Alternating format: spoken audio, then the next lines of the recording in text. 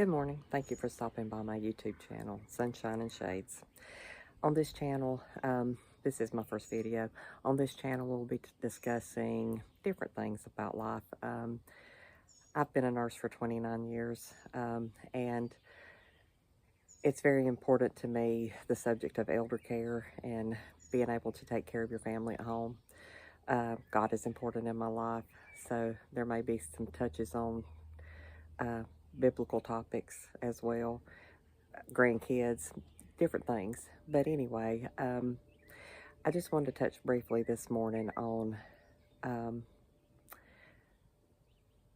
the beginning signs of your elder person in your life, whether it be a spouse or a parent,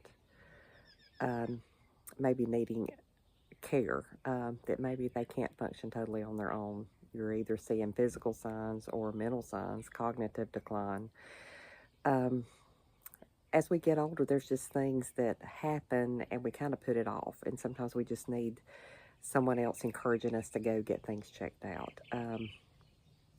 You see dizziness, you see shortness of breath, you see swelling in the feet and ankles, urinary hesitancy or urgency.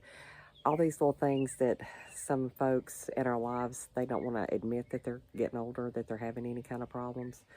So it's good to be, to help, we have to help each other navigate through this time in life. And so if you can make notes of such things, and when it gets serious enough, it's time to go see a doctor about it.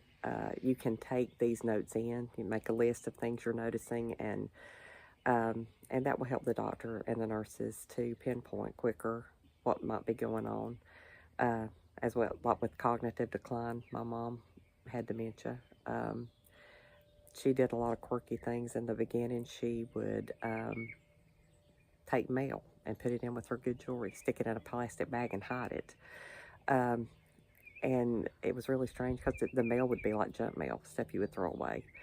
So you just have to be on the look for things like that. I even took her in when she started doing things like that. I took her in to have a dementia test at her with her family physician, and she passed. So the doctors don't always see. I mean, we can tell them, and they know that there's probably something going on. But as far as she passed the test. So we just kind of had to wait for things to come up. And I was at my son's house, and I called home, and I said, Mom, I said, you and Daddy, y'all want a sandwich from the restaurant? You want a burger?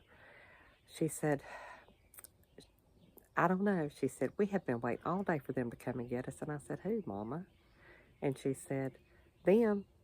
And I said, let me talk to Daddy. And she had been that way. She had started to sundown.